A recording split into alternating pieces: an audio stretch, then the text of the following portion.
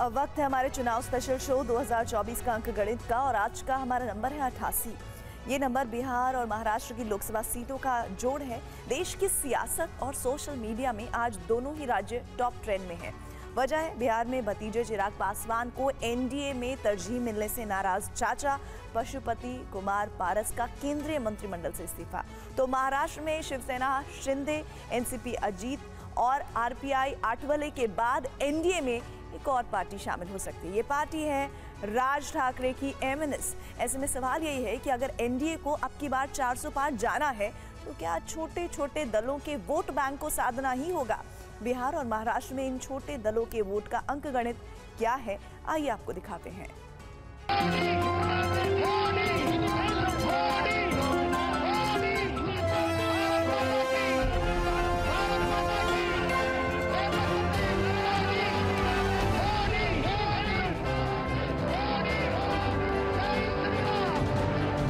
अब की बार 400 अब की बार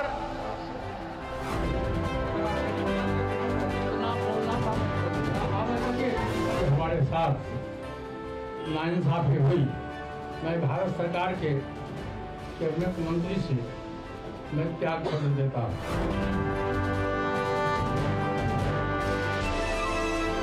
40 की 40 सीटें जीतकर प्रधानमंत्री जी को प्रधानमंत्री पद पर बैठाने के लिए हम सब संकल्प हैं।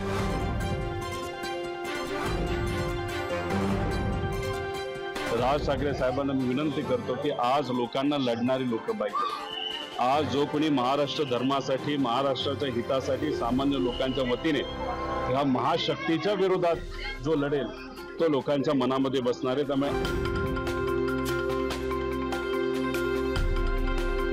भारतीय जनता पार्टी महाराष्ट्र की जनता के सामने जीरो है। उनने शिवसेना को तोड़ने का काम किया और गद्दार सेना बनाई, उनके वो शून्य है।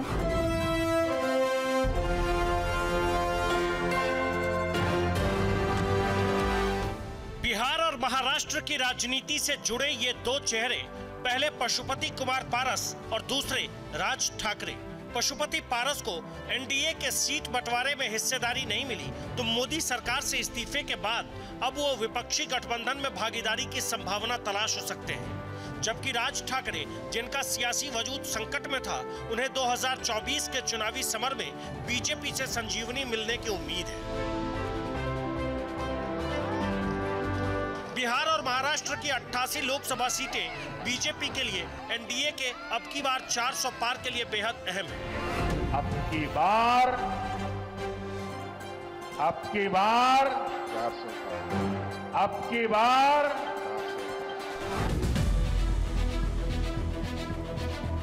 बिहार के 40 लोकसभा सीटों में एनडीए को 2019 में 39 सीटें और 53% वोट मिले, तो महाराष्ट्र की 48 लोकसभा सीटों में उसे 41 सीटें और 51% वोट मिले। एनडीए को 400 के पार जाना है तो बिहार और महाराष्ट्र के इस अंकगणित को कायम रखना ही होगा। यही वजह है कि बीजेपी ने बिहार के सीट बंटवारे में चिराग पासवान की अगुवाई वाले एलजेपी को तरजीह दी और पशुपति कुमार पारस खाली हाथ रह गए। तो महाराष्ट्र में एक एक सीट के समीकरण को साधने की कोशिश में राज ठाकरे की एमएनएस भी एनडीए में शामिल होने के बेहद करीब है। बिहार की सियासत का सबसे नया अंकगणित आपको आगे दिखाएंगे। पहले आप महाराष्ट्र के सियासी अंकगणित का सबसे नया अध्याय देखिए। एमएनएस प्रमुख राज ठाकरे दिल्ली में गृह मंत्री अमित शाह से मुलाकात कर मुंबई लौट चुके हैं।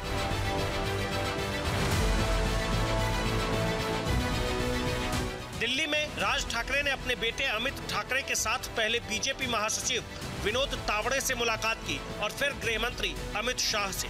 जानकारी के मुताबिक इस मुलाकात में एमएनएस के एनडीए में शामिल होने की बात करीब तय हो चुकी है। बस लोकसभा सीट को लेकर मामला थोड़ा फंसा हुआ है।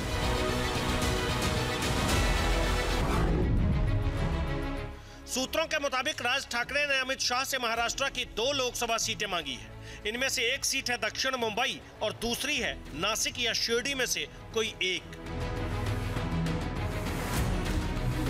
आज क्यों मुझे हालांकि बीजेपी एमएनएस को सिर्फ एक सीट ही देना चाहती है और वो है दक्षिण मुंबई की सीट, जहां से अभी शिवसेना उद्धव गुट के अरविंद सावंत सांसद हैं। ऐसे में सवाल ये कि अगर ये सीट राज ठाकरे की पार्टी को मिल गई तो क्या उद्धव ठाकरे के करीबी अरविंद सावंत चुनाव हार जाएंगे? और घेरेगा मुझे, ऐसे थोड़े घेरा जाता है। पहली बात है, जिनकी नींव ठीक नहीं है, न विचारधारा है, और जिस ढंग से उनकी सारी जो चालें हैं, मतलब खास करके ईडी की कार्रवाई के बाद में उनका जो रवैया बना है, उस रवैये से सब लोग समझ गए कौन कौन कहाँ झुक रहा है। अब छोड़ो, महाराष्ट्र के स्वाभिमान की बात करेंगे तो बात अलग थी, अब तो सब छूट गया। अब रही बात मराठी वोटरों को छोड़ने का, वो मराठी वोटर तो उद्धव जी ठाकरे साहब के साथ 100% है। राज ठाकरे के एनडीए में शामिल होने की संभावना के बीच उन्हें किसने विपक्षी गठबंधन से जुड़ने का न्योता दिया है, आपको दिखाएंगे। अभी आप महाराष्ट्र की राजनीति में एमएनएस की ताकत का अंकगणित देख लीजिए।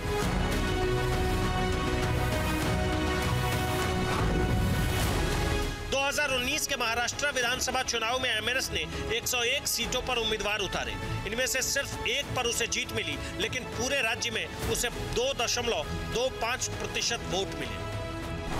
इससे पहले 2014 के विधानसभा चुनाव में एमएनएस ने 219 सीटों पर उम्मीदवार उतारे, लेकिन इनमें से जीत सिर्फ एक को ही मिली। पूरे राज्य में उसे 3.15% वोट मिले। 2014 के लोकसभा चुनाव में एमएनएस ने 9 उम्मीदवार उतारे थे। इनमें से जीत तो किसी को नहीं मिली, लेकिन पार्टी को 1.47% वोट मिले। मुंबई से पिछले 2 लोकसभा और 2 विधानसभा चुनावों में राज ठाकरे महाराष्ट्र की राजनीति में बेअसर साबित हुए, लेकिन अगर वो एनडीए में शामिल होते हैं तो इससे न सिर्फ राज ठाकरे की पार्टी एमएनएस के वजूद को नई धार मिलेगी, बल्कि विपक्षी गठबंधन के मराठी वोट बटेंगे, जिसका सीधा फायदा राज ठाकरे के असर वाले इलाके मुंबई, ठाणे, कोकण, पुणे और नासिक में एनडीए को ही मिलेगा। राज ठाकरे की पहचान फायर ब्रांड नेता की रही है। वो बाल ठाकरे के स्वाभाविक उत्तराधिकारी माने जाते थे, लेकिन शिवसेना संस्थापक ने पार्टी का उत्तराधिकार अपने बेटे उद्धव ठाकरे को सौंप दिया। ऐसे में नाराज राज ठाकरे ने अलग पार्टी एमएनएस बना ली। बदले राजनीतिक हालात में बहुमत वाली शिवसेना एनडीए का हिस्सा है, जिसकी कमान मुख्यमंत्री एकनाथ शिंदे के हाथ में है। और अब अगर राज ठाकरे भी एनडीए से जुड़ते हैं तो ठाकरे उपनाम भी सत्ताधारी गठबंधन से जुड़ जाएगा। शिवसेना डिवाइड हो गई है। एकनाथ शिंदे जो बाकी लोग इधर चले आए, वहाँ चले आए। ऐसे में अगर बाला साहब ठाकरे के परिवार का कोई एक चेहरा उद्धव के बरक्स खड़ा होता है दूसरी तरफ, तो इसका थोड़ा सा फायदा बीजेपी को मिल सकता है।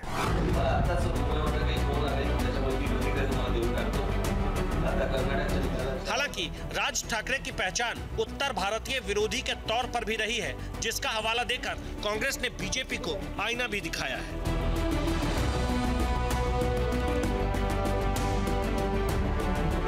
दूसरी तरफ कांग्रेस के रुख से इतर शरद पवार की अगुवाई वाली एनसीपी के नेता रोहित पवार ने राज ठाकरे को विपक्षी गठबंधन से भी जुड़ने का न्योता दिया है।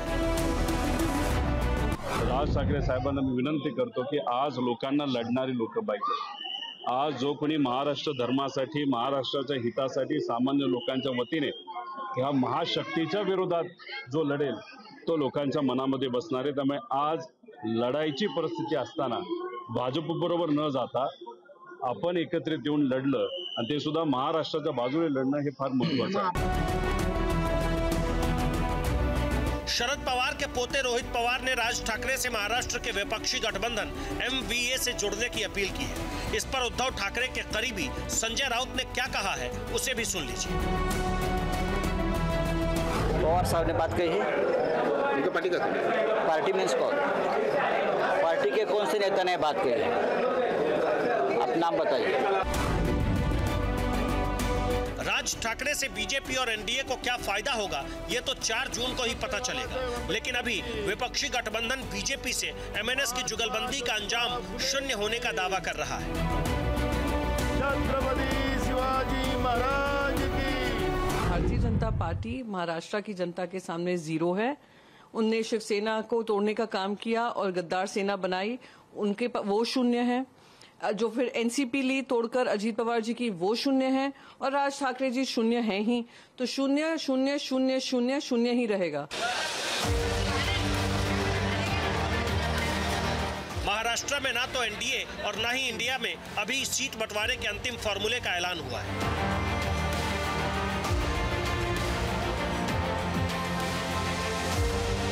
हालांकि एनडीए की तरफ से अगले 24 से 48 घंटे में सीट बंटवारे के ऐलान की बात कही जा रही है। इसे लेकर मुंबई में देवेंद्र फडणवीस के बंगले पर अजीत पवार ने मंथन किया तो ठाणे में एकनाथ शिंदे ने अपने सांसदों के संग बैठक की।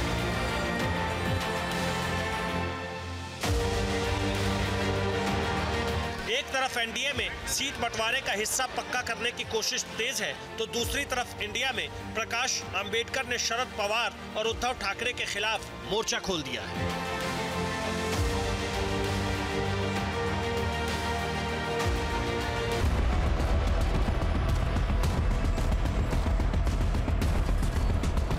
महाराष्ट्र में विपक्षी गठबंधन की गांठ उलझती दिख रही है, तो बिहार में एनडीए ने गठबंधन का फॉर्मूला सुलझा लिया है। लेकिन अब इसका पहला साइड इफेक्ट भी सामने आया है। बिहार में एनडीए की सीट बंटवारे में पशुपति कुमार पारस की अगुवाई वाली एलजेपी को जगह नहीं मिली, तो उन्होंने नाराजगी में मोदी कैबिनेट से इस्तीफा दे दिया है। माननीय प्रधानमंत्री जी का शुक्रगुजार हूँ और मैं आज भी वो देश के नेता हैं, बड़े नेता हैं, लेकिन हमारी पार्टी के साथ और व्यक्तिगत रूप से हमारे साथ नाइंसाफी हुई। इसलिए मैं भारत सरकार के कैबिनेट मंत्री से मैं त्याग पत्र देता हूँ। 2019 के लोकसभा चुनाव में रामविलास पासवान की अगुवाई वाली एलजेपी को एनडीए में 6 सीटें मिली। तब एलजेपी ने 6 लोकसभा सीटों पर चुनाव लड़कर सारी सीटें जीत ली। उसे वोट मिले करीब 8%। बिहार की जाति जनगणना के अनुसार राज्य में दुसाध यानी पासवान आबादी करीब 5% है। रामविलास पासवान इस जाति के सबसे बड़े और सर्वमान्य नेता थे, लेकिन उनके निधन के बाद परिवार में ही पार्टी पर कब्जे की जंग छिड़ गई। 6 में से 5 सांसद रामविलास पासवान के छोटे भाई पशुपति पारस के साथ हो गए और चिराग पासवान अकेले पड़ गए। लेकिन 2024 के लोकसभा चुनाव के लिए बिहार में जब एनडीए में सीट का बंटवारा हुआ तो लोकसभा सीटों में से 17 बीजेपी, 16 जेडीयू, 1 हम, 1 आरएलएम और 5 चिराग पासवान की एलजेपी के खाते में गई और पशुपति पारस को उनकी मौजूदा हाजीपुर सीट तक नहीं मिली। पशुपति कुमार पारस के यह विपक्षी गठबंधन से जुड़ने की चर्चा है। बताया जा रहा है कि इसे लेकर उनकी बातचीत का सिलसिला भी जारी है। पारस ने आरजेडी से 6 लोकसभा सीटें मांगी थी, जबकि आरजेडी की तरफ से उन्हें 3 सीट का ऑफर दिया गया है।